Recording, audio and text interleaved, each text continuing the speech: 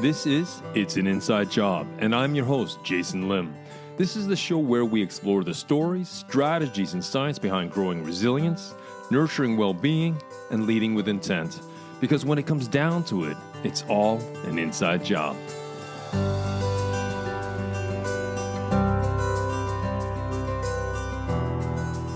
Well, welcome back to the show. We're living in a world that feels increasingly turbulent. It's full of complex challenges like AI disruption, climate change, and societal shifts. But what if the way we've been taught to lead and think is completely outdated? What if the key to navigating this chaos right now isn't to work harder with our old systems, old ways of thinking, but to build entirely new ones? Well, today I have a fascinating and compelling conversation with Carolyn Stokes. Now, she is the author of the book Aftershock to 2030, a CEO's guide to reinvention in the age of AI, climate, and societal collapse. As well as an author, she is also a globally recognized authority on psychological and strategic reinvention. She now advises CEOs and executive teams, helping them build the resilient, trust-based systems needed to thrive in our complex world. So today's episode will dive into the urgent need to address these converging global challenges by 2030. We're going to be discussing why the traditional leadership frameworks we've been using are really no longer enough. How to use AI not just as a tool, but as a resource for radical listening and creating emotionally intelligent workplaces. And also the importance of building trauma-aware systems within our organizations. And that's to prevent burnout and hitting the wall and to foster a healthier culture. But the most significant insight we discussed, and the one I think will truly change your perspective, it will be revealed at the very end of this episode. So stick around because this is a conversation you're not going to want to miss. So without further ado, let's slip into the stream and meet Carolyn Stokes.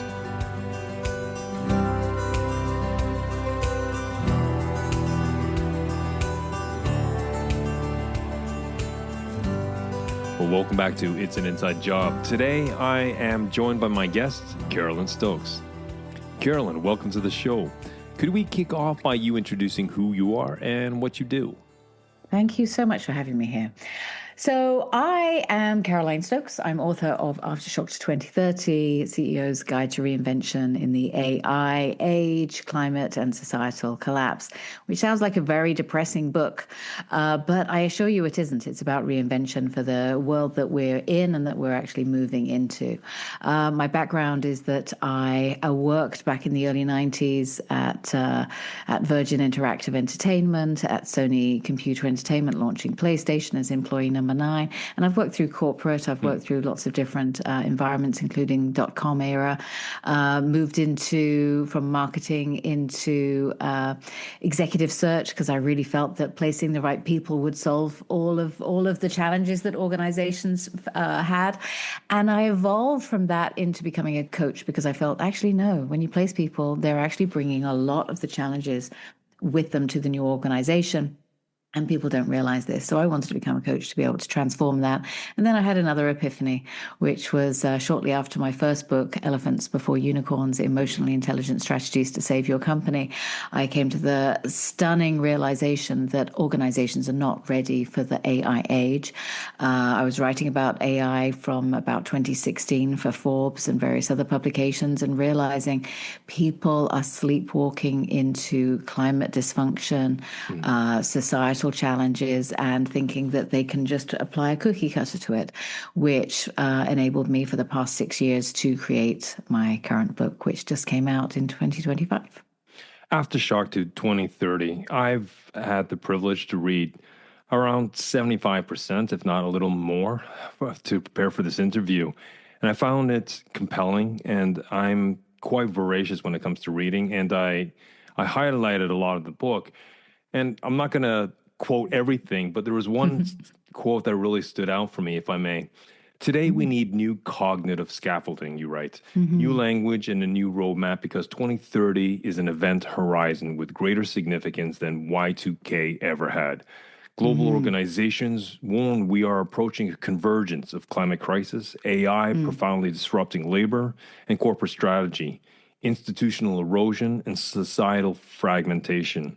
If leadership models are not reinvented by that time, we risk looking into catastrophic consequences we can't reverse. And as you said, I mean, it sounds like the bell is tolling for us as a human species, but it's. I think it's not a doom toll, but for me, it's a wake up call. Mm-hmm.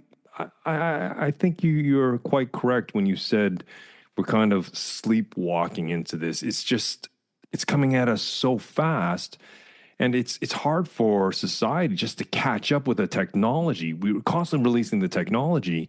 And so I'm really looking forward to this conversation with you today, Carolyn. Thank you. Thank you.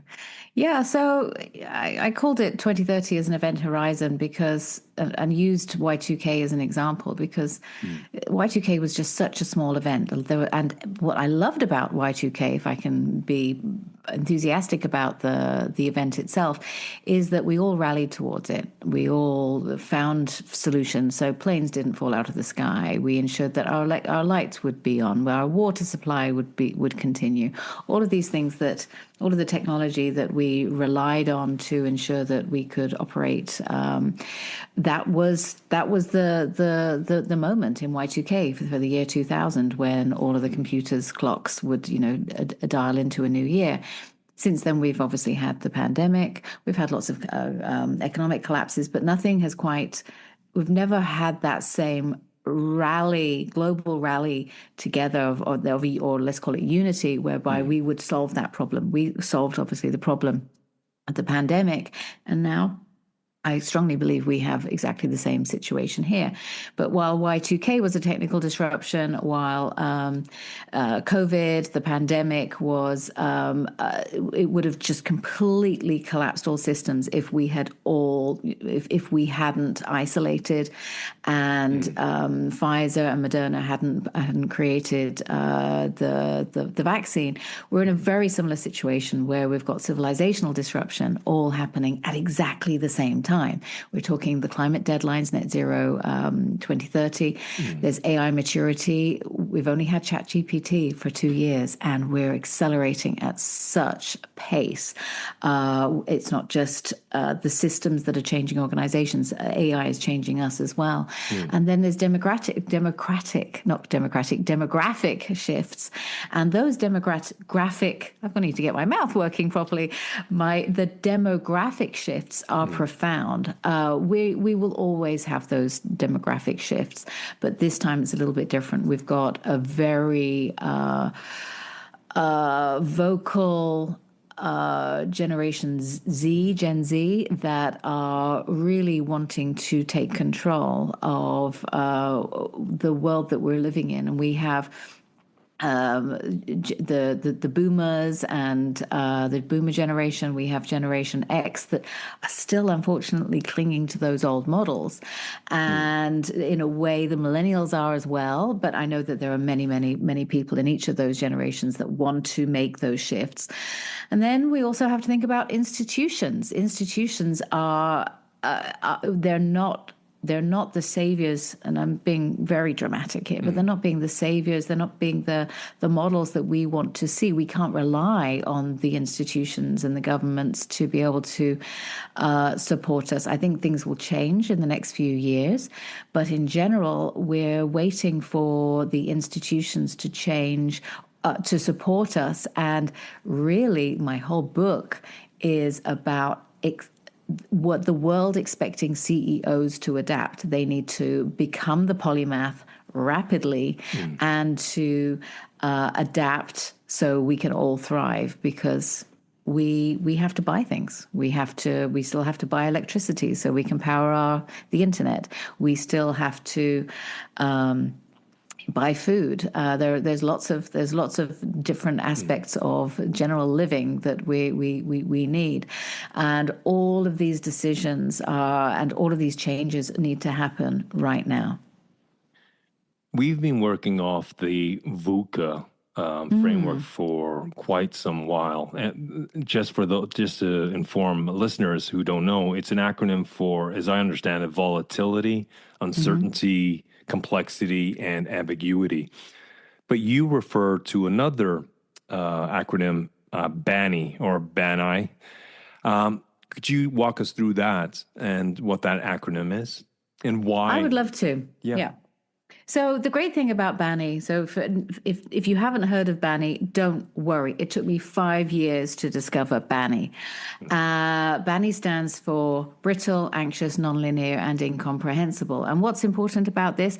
A man named Jamai Kashau, he's a futurist. He coined this phrase back in 2020. It was in a Medium post. He actually has a book coming out in a couple of months, specifically about this, the transition from VUCA to BANI.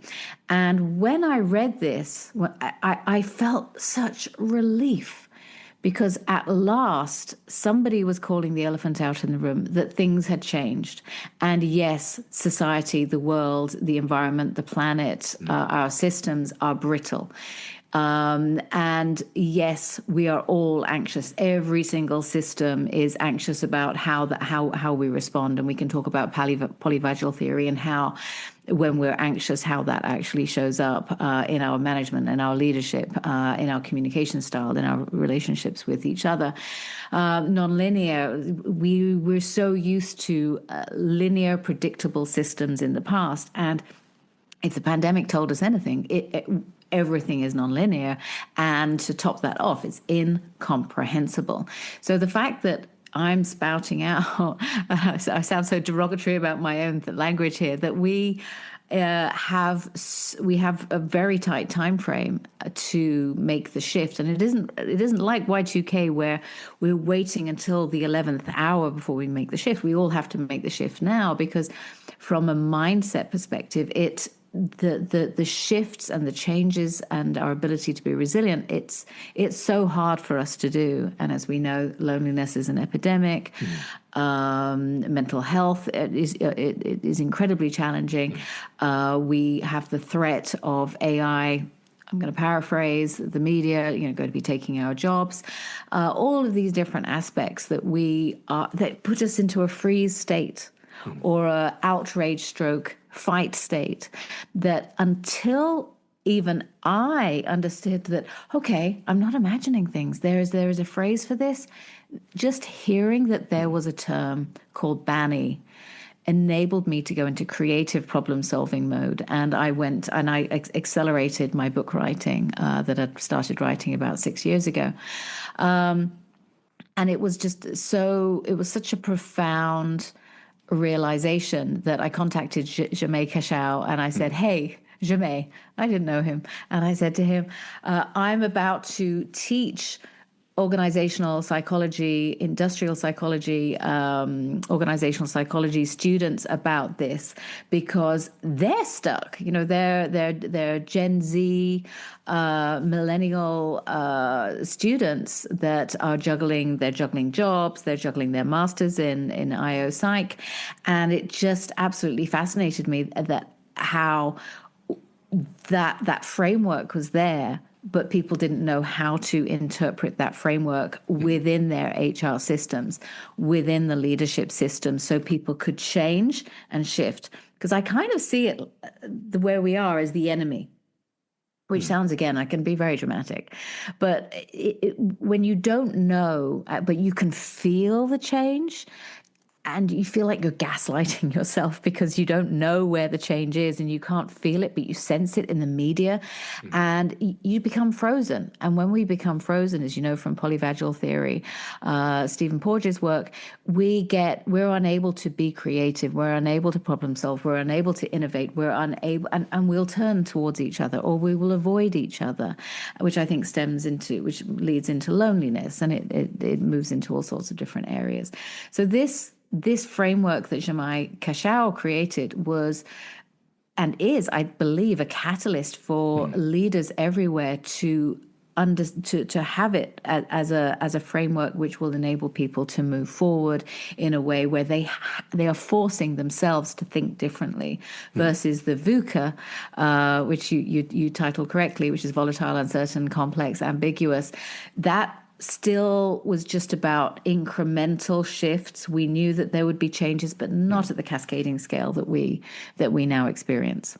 It is. It's like a waterfall, and it's coming over very fast.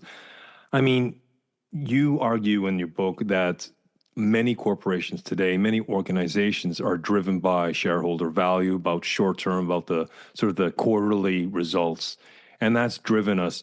And many of us are set to that tune. That's what we dance to. That's what we know. And it's such an ingrained, habitual way of thinking, feeling, and doing that to shift, to evolve, to adapt, I think is what you say with polyvagal theory, is that we can freeze. Like, this is what I know. And so what do you see as the biggest risks if leaders don't make that shift to more long-term, sustainable maintenance of their organization or growth of their organizations? I think the number one risk is that shareholders, which is, let's face it, this is what corporations are only ever focused on. Shareholders are going to lose confidence if there isn't this internal operating system and organizational operating system that gets a seismic upgrade. So I call it kind of insurance. Organizations need to see, or shareholders need to see, that CEOs and the C-suite and their organization is aligned with the future changes, which is, and we're in it right now: climate change, climate disruption, AI change, AI disruption, societal change, societal disruption. We have these three challenges. We can call it a trifecta. We can call it a triad, that need to move along all simultaneously. And unless these are focused on foremost, it just makes quarterly targets and quarterly gains and that mindset of it makes it irrelevant. It's out of date. It's a dinosaur concept. A lot of organizations will say, well, absolutely not. I don't know what you're talking about. But you just have to look at Tesla. Now, I know that Tesla and Elon Musk are not at all popular, and I realize that I may very well become incredibly unpopular in this podcast and in society for saying this. He doesn't really care about quarterly profits because he keeps his eye on the technology that's being created for AI and for green energy. So he's keeping focused on the long term. Now, he can afford to, let's face it. Tesla is able to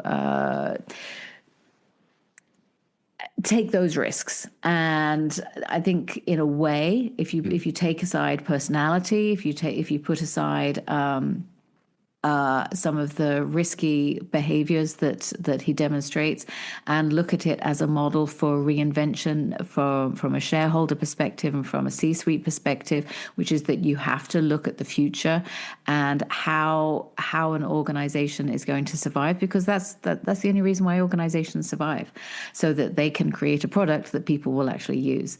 And he's the ultimate futurist. I mean, who else creates SpaceX and wants to do all of the things that he wants to do? We all need to think like polymath futurists for the organizations that we need to create. And that actually moves into what I call radical listening, which I outline in the book, which is not Kim Scott's Radical Candor, which, by the way, is a superb book.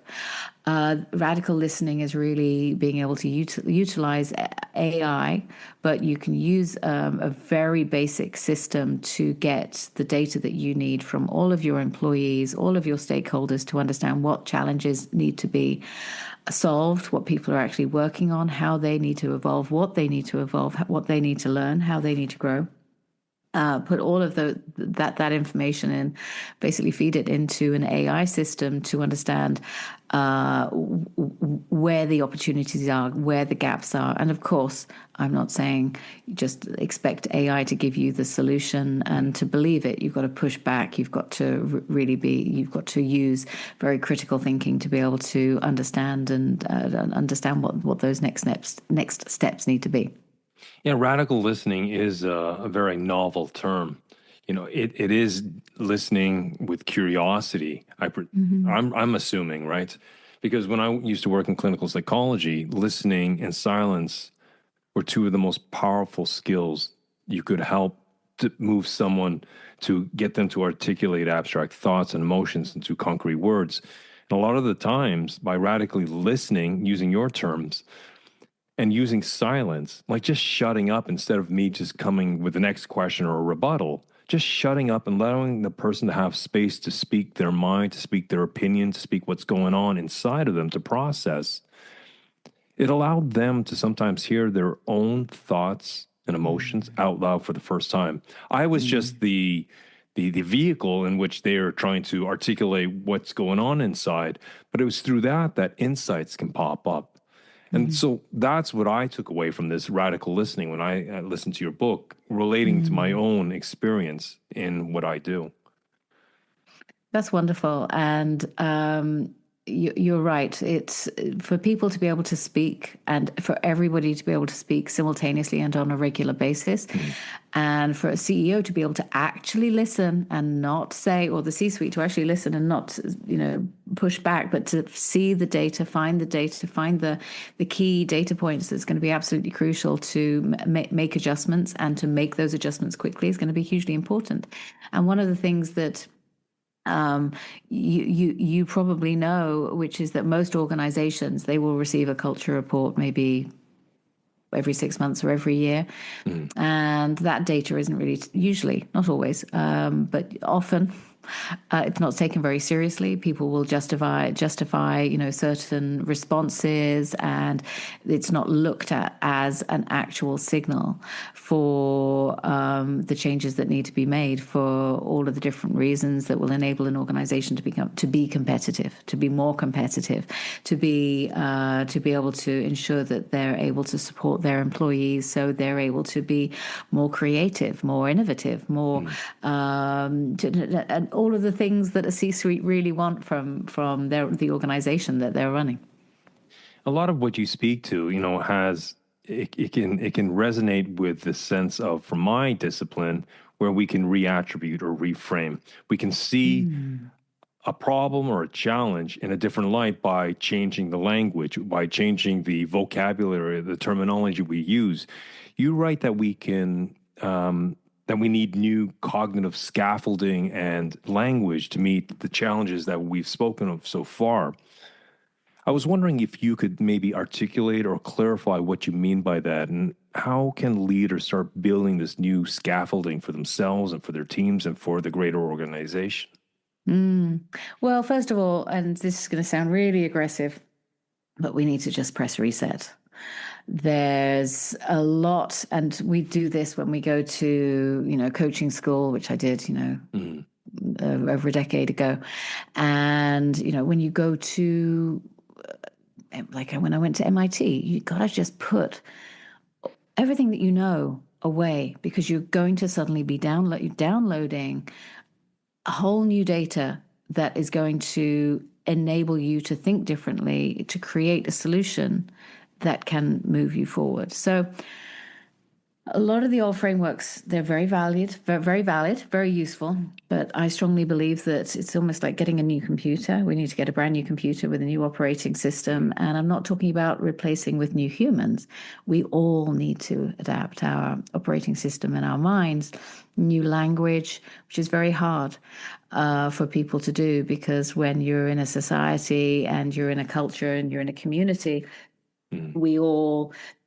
there is a peer group. If you change too much, you're rejected. So there's that, and that's why reinvention is actually quite a challenging, a challenge, I should say. But as we know, reinvention and change and survival is really, really crucial for at any time, unless you're really, really happy with the status quo. So what I'm offering and what I'm suggesting and what I'm recommending is that as leaders, if you feel that you're a leader and you want to make a difference with your family and ensure that you can provide well for your family, how do you need to change? What do you need to let go of?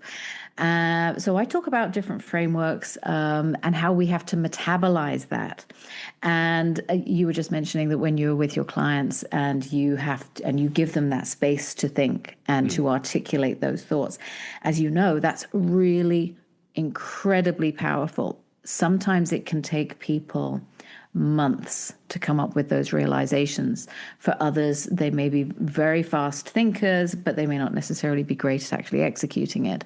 So, that kind of whole triple loop of learning, understanding, and then implementing it, and then it becoming a way of life is a huge process that blends both therapy and the inner work that you talk about, and then actually the coaching aspect, which is the full-on implementation, and then bounding up from that on a regular basis.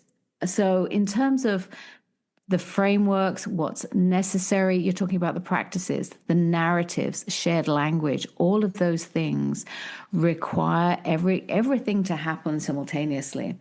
And here's the kicker, and I don't mention this in my book, but I remember in my very first job, and I'm talking a really long time ago, back in 1992, I was working at Virgin, and I went to Henley Business School to do to obtain a PR certificate for the company, because that was the area that I was most interested in doing. And I went to my professor and I said, I've got a bit of a problem. Because, by the way, back in 1991, you were there in person. And I said, I've got a bit of a problem. I have this challenge whereby this product, it isn't getting good reviews. It's not able to achieve what the organization needs to achieve. And he looked at me, and I'll never forget this, and I regret not including this in my book, but he said, all cylinders need to happen at the same time for the change to work. And he's talking about PR, marketing, all the different aspects in the marketing mix to work. And I just remember looking at him thinking, yes, but in the organization, everybody's on their own goals, their own intention, their own KPIs that differ from what I think what I understand the CEO doing. And I remember experiencing at a very young age complete and utter confusion, because I could see all of these systems weren't aligned and weren't working together. This was before Microsoft Excel came out as well, so it's not even as if we all had a spreadsheet to work on. Very old school. But that was like the clearest realization at that time, that we all needed to have the same framework, the same map, the same the same language, the same narrative. Even if we all differed, to be able to feel comfortable understanding that, okay, I don't understand something. Can you tell me how this can happen? But usually ego is in the way. There's the fear, as you well know, in organizations where you may fear that you're going to be made redundant for not knowing, or laid off for not knowing something, or replaced, or not given that promotion. You have all of these fear aspects that put you into another freeze state.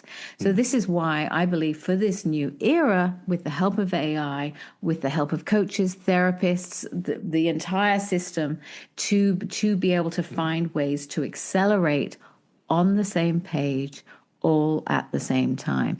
And it requires us starting over. I'd like to segue in a minute over to the human factor. There's something you were talking about, the sort of the confluence of climate change, AI, institutional erosion, and that these things don't happen in isolations. They build upon each other.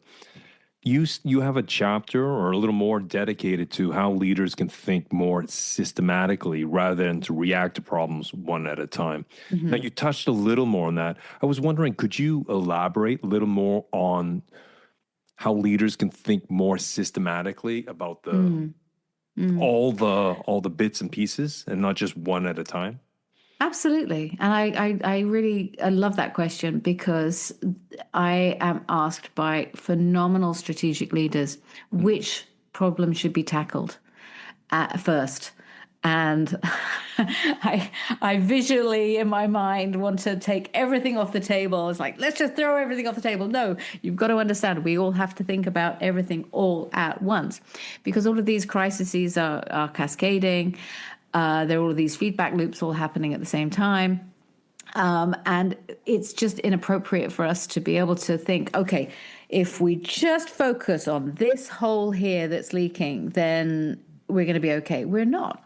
I see leaders that are so stuck or in outrage or in, their cortisol levels are so high from fear that they're unable to manage that level of change.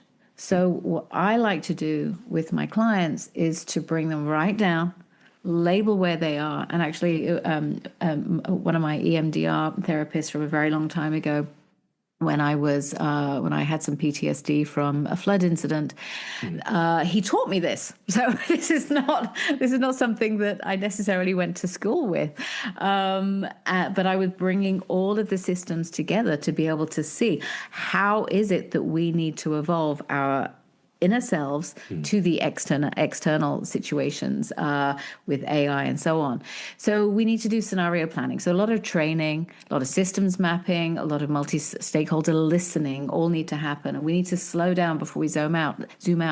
And the issue is, as you well know, is that nobody wants to slow down because it's anxiety inducing. You've got to feel like you're putting those fires out. Those fires are going to burn rage anyway. Especially if you watch the news, there's no point putting the news on. It's just going to completely drain you from the creative energy and the solutions mindset that you need. Look at the challenges that you have, at what needs to be fixed, all at the same time. So when I think about AI, we've got the tools. You don't need to think about what tools you need right now you don't need to think about what tools you need right now. You need to look at what problems you need to solve in the next year. The moment you think about what you need to do right now versus what you need to solve in a year, you'll constantly be trying to catch up with yourself. And that interlinks with the climate. We know that, unfortunately, that the rate of planetary temperature increases, and the droughts that we're experiencing, lack of water that we're experiencing, agriculture being affected by that, all of these basic Maslow's hierarchy of needs, just the basic needs are being impacted, which then obviously impacts our ability to pay rent, pay our mortgage, get to our places of work. It's basic stuff that Maslow had first created, and we're at that level right now. So we need to slow down, forget all about the traditional quarterly results aspect, because when you're thinking quarterly, you're thinking in I'm going to use the term, almost a mercenary way, because you're ignoring as a leader the fact that actually climate change is affecting your customers or your consumers or your stakeholders. They're unable to bring the product to you in a way that is reliable, in the old VUCA format. Your customers have this challenge where they let's just say they have $10 disposable income now every single month. With that $10, what are they going to spend their money on? Are they going to buy the new shoes? Are they going to buy the lipstick? Are they going to invest it? Are they going to tighten their belts and no longer buy the food that they would have normally acquired? Consumer and customer behavior is just going to change so dramatically. So thinking quarterly, when really everything needs to be changed in the next year, which is what I recommend in the book, is going to be it will ensure that in a year's time things are going to change dramatically for the organization, and that's the reinvention that's required.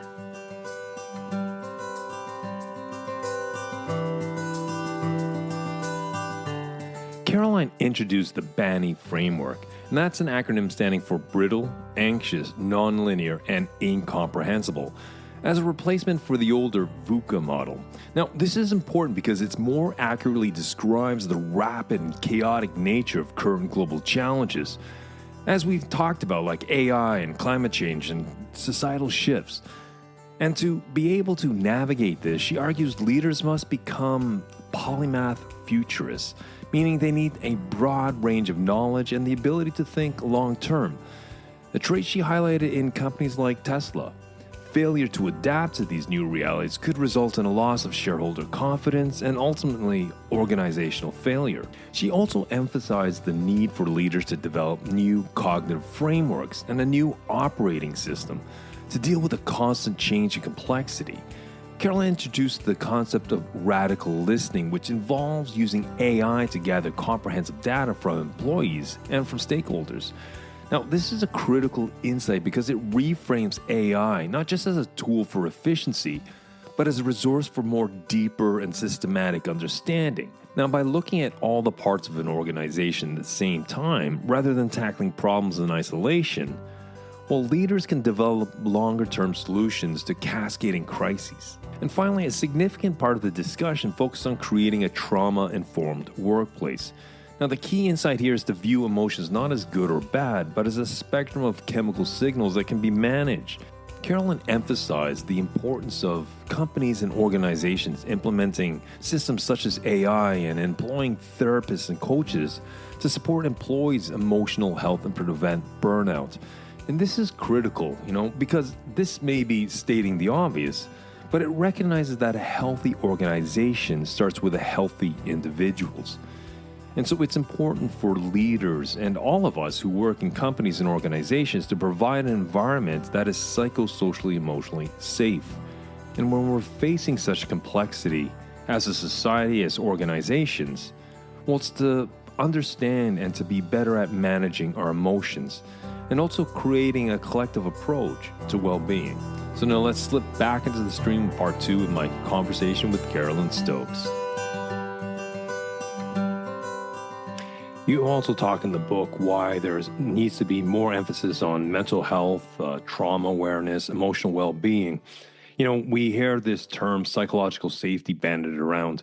For me, at a deeper level, it's, I like just to call it psychosocial emotional safety, where you're taking in the cognitive, the mental side, you're taking about the social aspect of the connection and the being valued, and obviously the emotional level. Most people are not educated about emotions, right? From my perspective, there needs to be a shift because most of us see emotions as either negative or positive. For myself, and as I've been taught and as I've learned through experience, it's a valence. It's a long spectrum from very unpleasant to very pleasant. And there's an intensity of those emotions. But those emotions are chemical signals from our physiology to our psychology. And a lot of my conversations in my sparring and my coaching with clients at all different levels in organizations and privately, this shift of understanding emotions is kind of fundamental for them because they had never thought about valence and intensity instead of the old paradigm of negative and positive emotions. Because if nothing's really negative, it's just very unpleasant or pleasant, and you understand it as a chemical messenger that your physiology is trying to communicate something to your psychology, I think this goes to understanding maybe this is part of that scaffolding or that language we need to build. This is just from my perspective, Carol, is to understand that this may be part of the vernacular we need to start, that we will want to start adopting into our everyday language. 100%.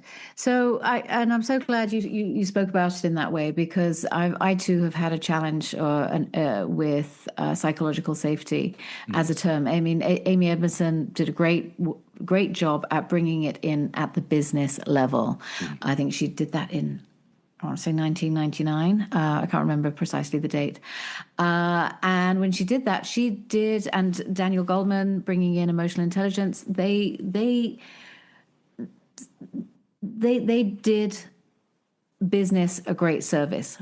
The issue is that people brought their emotions to work instead of actually being able to manage their emotions and read the emotions and what the signals were providing to them.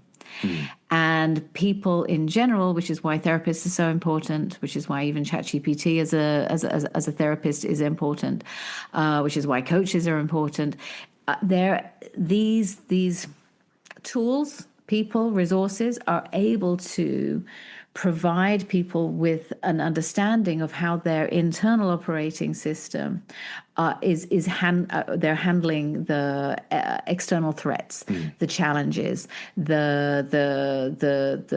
all of the different perspectives that I talk about, from complacency through to feeling like you're threatened, or you are the bully, or you are being bullied, or burnout, loneliness, so on and so on, and communication styles, etc. I mean, the human brain is very, very complex.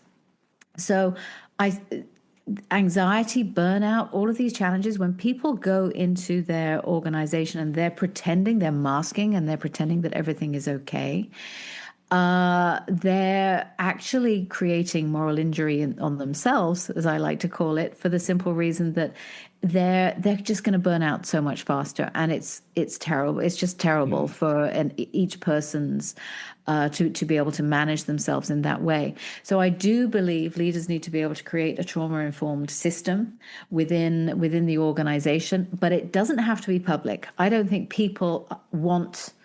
And we've seen organizations, especially with DEI being removed, people don't want to talk about trauma in the workplace.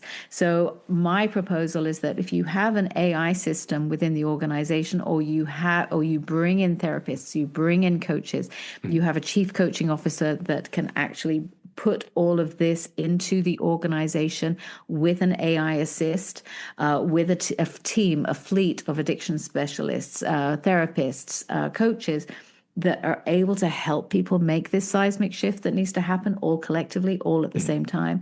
That's going to be the healthy organization for the future, because they're going to have all of these skills to be able to, at the same time, versus the system that I talk about in the book, and I'm sure you've heard about this as well, which is when only two types of people get coaching. Let's say the high performers, because they've earned it, and they want them to go even further. That's great. I mean, it's wonderful for high performing leaders to be able to be seen as a leader that can be encouraged to go further, because maybe they're going to be moving into a different role, and that's fantastic. That's a great way to be. But then you also have the other side of coaching, when coaches are brought in, where they're brought in because people need to have corrective leadership model brought in, and the challenge with that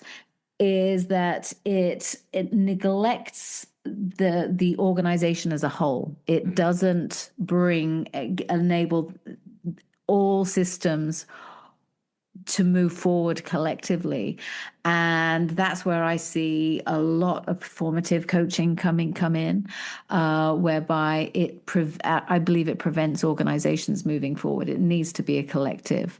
Otherwise, it's going to impact the organization in numerous ways. If we get nuts and bolts, if we bring it even further down to each individual, you speak about that transformation begins at the most basic in the nervous system, the polyvagal theory of the autonomic nervous system and such. How can leaders learn from your experience, again, regulate themselves in high pressure situations, in complex challenges, and why is this, I guess, the foundation or the building blocks to effective leadership from your perspective? I've spent my entire life trying to work this out, and to work out the short, fast methodology for people to understand themselves. And I've met so many people in my life, and I can spot it when people aren't doing the work. So it requires every single leader to do the work. And what do I mean by the work? Therapists to be great, a coach that has therapist background and can discuss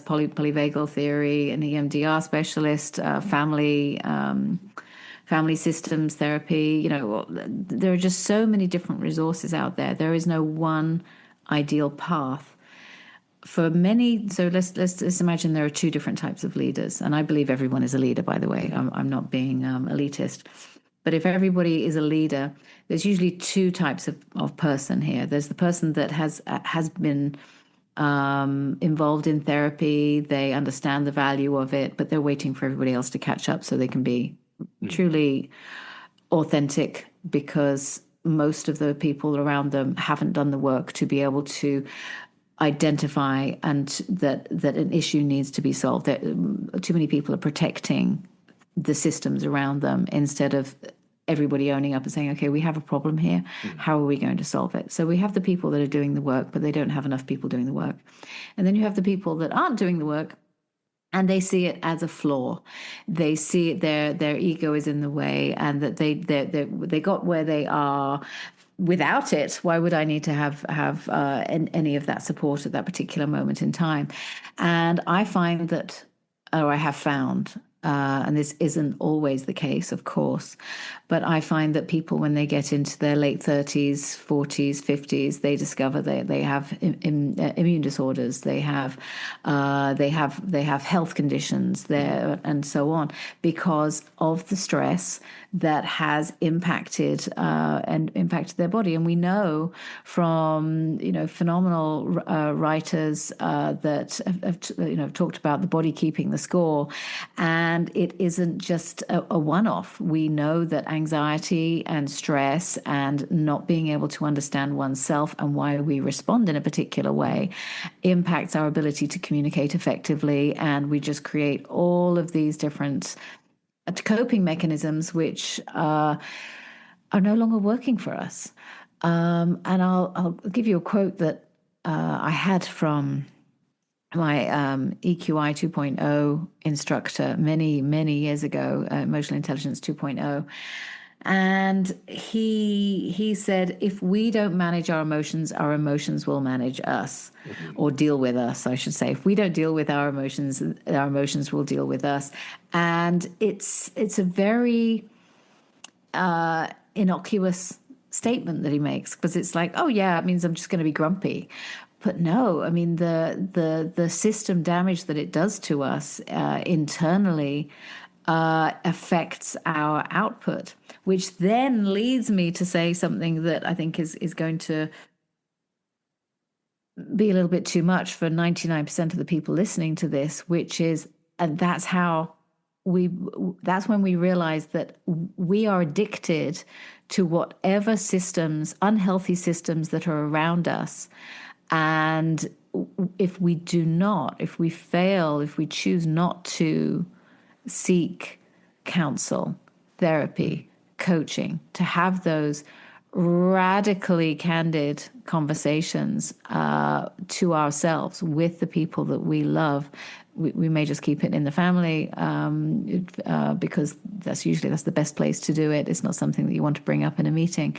But when you're able to confront, let's call it those challenges, the way that we worked, and are able to reinvent the way moving forward, and take that leap of faith and do the work. And this is where I would really throw down the gauntlet to CEOs, which is, imagine that if you had the entire organization do this at exactly the same time, with the single goal of everybody understanding how they are able to create a phenomenal product that society actually needs. So the company and the organization and the product will be relevant forever, not just for quarterly targets. And it is for people for planet and for profit. I mean, that would be amazing. But that is the kind of reinvention. It's a utopian concept that 99.9% of leaders would see as too much. So they're going to stick with the quarterly systems. And, it's the type of thing that it takes a very, very brave leader to be able to say, okay, everything stop. Just stop. Let's start again. Let's reinvent. And that's why I call my second chapter Tabula Rasa, blank slate, that everybody should start with a blank slate, and to have that mindset to start again. I think one of the most what you're talking about is about the nervous system, how, the body keeps the score and it gets stuck in the fascia, it gets part of the nervous system. It can become trauma, not in the sense of always, a soldier's coming back or abuse, but, stress and pressure and tension, that can show up as trauma. Trauma is a very broad word, but sometimes we have a very select way of looking at it. And which, Sarah Caroline, is very, very salient to me, and I think very salient to others. And when we talk about reinvention or rebooting or resetting, this is not some sort of vacuous abstract terms. It could be as easy as finding yourself a good coach.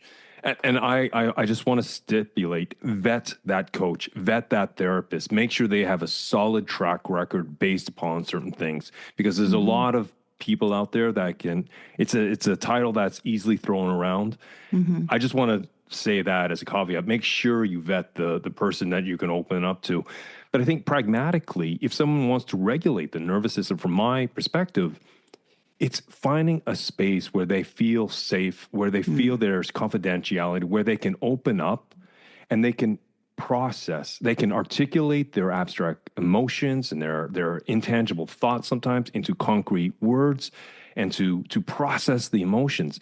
And just sometimes sitting there for 50 minutes with someone you trust, someone who may sit outside the organization, so who's not part of the culture or the group think per se, which happens to us all if we're part of an organization.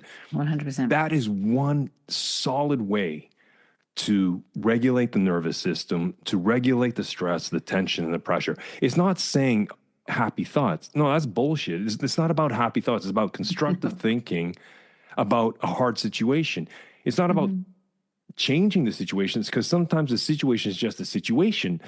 But as you've what I've pulled from your book in this conversation so far, Carolyn, through your help as a coach working with people, when people are able to articulate their thoughts, they may not be able to change the situation, but they can change how they perceive the situation. Instead of so subjective or problem oriented, maybe they're possibility and objective oriented, just through the ability to process their emotions and their thoughts through good, solid conversation, right? Where they can feel they can be vulnerable, where they can feel they can search and explore the things.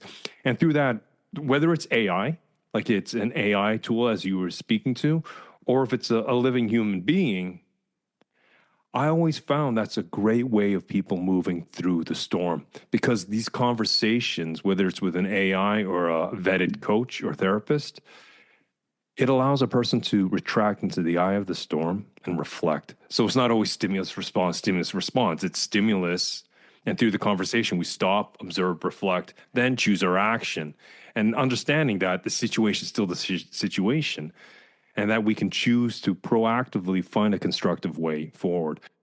And it's your speciality. I just want to add one more thing to what you just said about encouraging people to use AI, because I do encourage it.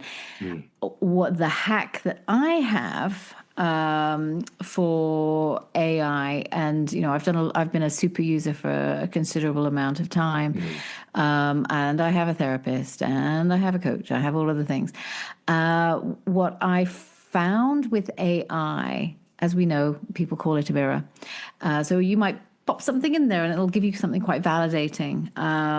What I would encourage, if you're going to use AI because maybe you can't find a therapist or a coach for a while, or you need a just-in-time coach or a just-in-time therapist, and you choose to use ChatGPT, the route that I would suggest that you take is that you, number one, ask, if you haven't used it before, you ask the GPT to ask you lots of questions about your mental state, the challenges, your home life, your family life, your childhood, all of these different things.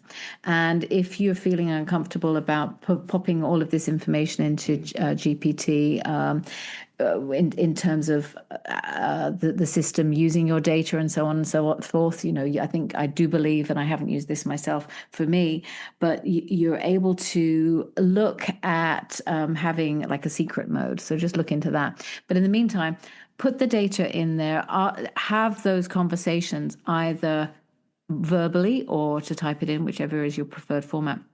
And then once you're having to and froing, ask it to provide you with psychological data, research pieces on how to handle and challenge and process internally how to manage yourself moving forward. And the reason for that is because and challenge it as well. Because if you don't, you're going to get the kind of feedback that a lot of the media are saying is actually quite damaging. It's going to be reaffirming what you think is true rather than really deeply exploring, which is what a genuine therapist and a really good coach is going to be able to do. In your book, you also connect resilience with neuroplasticity. I was wondering if you And neuroplasticity, folks, for those who don't know, is the brain's ability to rewire itself based on our thinking or our habits. What can leaders consciously do to sort of cultivate this adaptability? And can you expand on resilience and how it's connected with neuroplasticity from your perspective? From my perspective, whenever I learn something new and I implement it and I share it and I learn from it, it is the best, I'm going to sound really bad, drug in the world. And it enables you to then, it does something to your body. It's a physical reaction that when we're growing, when we're learning, just think about a toddler. When they're doing their first steps, they're not freaking out going, oh my God, I'm doing my first steps. They're looking, they've got glee on their face because they're learning how to do something that they have never done before. And, it's like having a toddler mindset, looking at how you are able to step into all of these different growth modes. I'll go back to the walking story, the toddler walking story. I broke my leg about 5 years ago and I had to have reconstructive surgery and I had to learn how to walk again. I remember the fear of just that one step, putting pressure on my leg, my body weight on that leg, the sheer fear, and then the slow growth arc of being able to put one foot in front of the other, being able to move my foot in all of these different ways. And when we're learning something new, even though it's walking and we take it for granted, this is something that we should be able to do. It's the same kind of thing. We have to have that learner mindset of just going, okay, I'm learning something new. How am I going to do it? What are my next steps forward? How am I going to adapt it? How am I going to push myself? All of these different things. That's where your brain is just going to be firing with good dopamine. And you then create new neural pathways. And from that, you're able to connect all of these different life experiences and systems all together all at once. So it's not like with neuroplasticity, it's not like an app. I mean, one of the great things about ChatGPT, which is why people are talking about, sorry, I shouldn't just say ChatGPT, a GPT, because this is the same for any of the conversational AIs, which is that it's very easy to get the results. You're able to get answers. You're able to get solutions very quickly. You're able to, and I see this time and again, I see people posting things on social media and I can immediately see that it's a GPT that they've basically copied and pasted after they've processed it. And they think it's original, but you can see there's just all these hallmarks of it being a GPT output. So the situation there is that they may not have fully understood that entire process. They may not understand how the external parties might view that. They might be lacking empathy in what on how other people might read this. I'm finding that there are just so many different systems that we need to converge in our mind. And when we converge all of these different aspects in our mind, our brains actually evolve. And that's where the beauty is with regards to neuroplasticity, how we're Norman Doidge called it the brain that heals itself with his book on neuroplasticity. And that's one aspect from a healing perspective. But if we are to evolve, and as you can tell, I'm quite excited about it, we have to put ourselves into these training grounds to relearn so we're able to adapt for this new era. If we come full circle and come back to the 2030 horizon, this event horizon for leadership as you speak, if a leader is listening today and wanted to prepare him or herself and their organizations for that horizon, where should they start? I know we've touched on it, but just to bring it down to its essence, where do you think they should start? What advice would you give them? When it comes to a leader, let's say a CEO, and they're really feeling cornered right now. A lot of people are feeling cornered. That's why CEOs are they've been resigning pretty significantly this year. Edelman Trust Index has stated that there's a huge grievance with organizations and leadership right now. So there's no coincidence. And the assassination of the CEO in December last year, exactly the same thing. There's a lot of grievance towards the way organizations are being run. It's not looking out for the people. Assuming, and I do believe we're on a podcast that really speaks to people that understand the mind, and that it is an inside job. To understand that it's an inside job, and leadership is an inside job, and that people need to reset. The reset really requires a big timeout. Most therapists, most coaches will say this is going to take 2 years to do, and I respect that. With the combination of AI and a coach that understands all of those systems, and therapist, and if they're a CEO, they want to completely reinvent their organization, and they've got their shareholders behind them because they know that they want to be relevant in 5 years' time by 2030. This is the year. 2025 to 2026 is the year, even 2027, but right now is a really good time to reinvent oneself, refresh the mind. And that doesn't mean just sitting on a beach. I mean, it would help, but any high performer that wants to be re-engaged and reignite their brains to think in this new paradigm, it requires a total reset. And I know I sound really overly confident and overly ambitious, but I've seen it myself. I'll give you an example. Earlier this year in February, I went to, it's called Reprecision in Sayulita in Mexico. And there were programmers from very big named companies. There were doctors that have been involved very much in major breakthroughs for cancer, leaders that were working during the pandemic to ensure that society as a whole were able to come out of it relatively unscathed.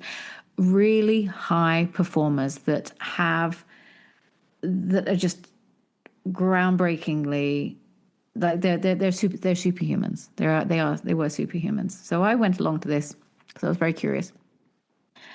Not quite realizing I needed a reset. And there I went along and went through the program.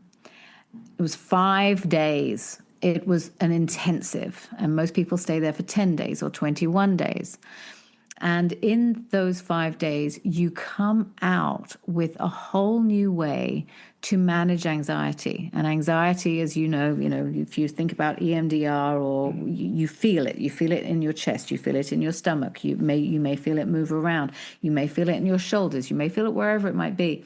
But once you learn how to manage that, or it's almost like it's almost like a restart. You don't notice that it suddenly disappears at this retreat where every single hour you're doing different things. You're on anti-inflammatory foods. You have a brain scan. You have you do some red light therapy. You do ice cold plunge, Wim Hof. You do breathing, meditation. All of these different things. You're then able to process because you're in a quiet. And you're able to completely reprocess in your mind what the priorities are, how you're going to tackle them, where you need to move forward. There are no drugs involved. There's no plant therapy or anything like that. Some people really enjoy that. Other people do not. I am not a person that advocates for that because I really want a very, very clear mind that doesn't have any toxins. And in that period, we all came out of that process knowing how to move forward, and then you're reintegrating.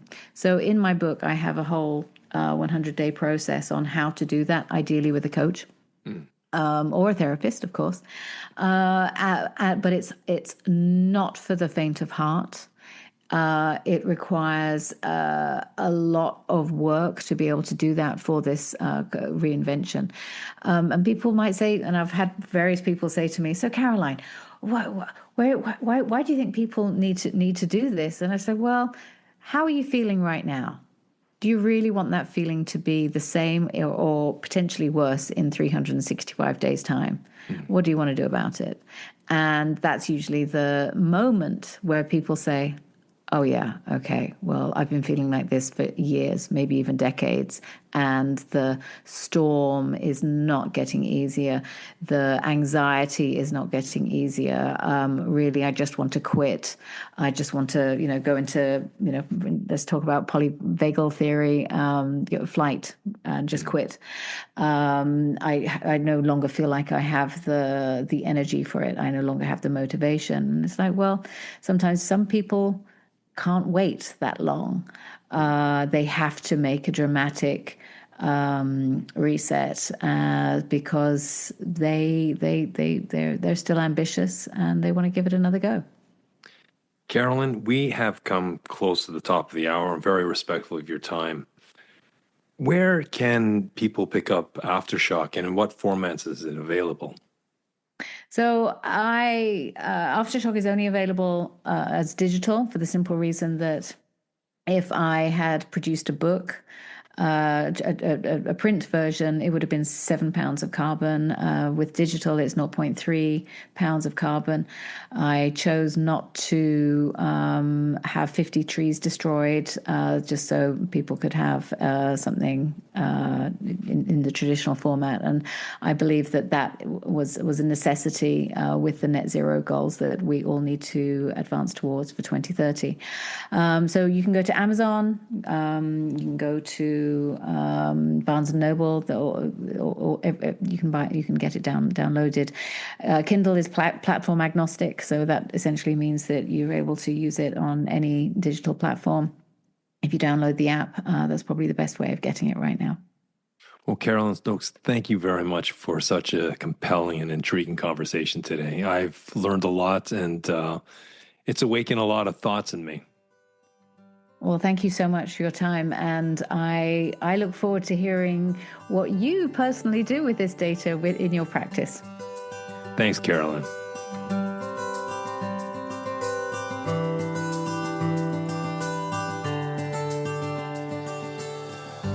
Well, folks, that brings us to the tail end of another conversation. We covered a lot of ground today. We learned why we need to move beyond the old VUCA framework to embrace the more accurate BANI Framework, a world that is brittle, anxious, nonlinear, and incomprehensible. We also talked about the importance of using AI as a tool for radical listening and to create a more trauma-informed workplace, one that prioritizes emotional and mental well-being of its people. And that brings us to the most significant insight we discussed today, the one I promised would be revealed at the end of this episode. Now, it's not about adapting to chaos. It's about reinventing ourselves and our organizations from the ground up. Carolyn showed us that true leadership in this new era isn't just about making small tweaks to outdated systems. It's about having the courage to perform a complete mental and professional reset and to build new trust-based systems from scratch. I mean, you all know this. The technological developments that have happened in the last 24 months are incredible. I mean, they are moving so fast that we as individuals, as groups, as organizations, societies, we're just trying to catch up. And as we talked about at the top of the conversation, we're kind of sleepwalking into the near future. And I truly feel that as we migrate into this complex, challenging future, I feel the map we're carrying are like pen scratchings on the back of a napkin. And I believe the onus is on each of us to educate and inform us to the best of our ability as we migrate into this new future, as exciting or as daunting as it is. And I think Carolyn Stokes' book, Aftershock to 2030, A CEO's Guide to Reinvention in the Age of AI, Climate and Societal Collapse, is a great start to help us populate a more accurate map of the territory. Carolyn, thank you very much for your time today and sharing your thoughts, reflections, and experience with us. I think it's a needed conversation, and I think we need more of them. Well, folks, that brings us to a tail end of another conversation. And thank you for allowing me to be part of your week. And until Friday for Bite Size Fridays, keep well, keep strong, and we'll speak soon.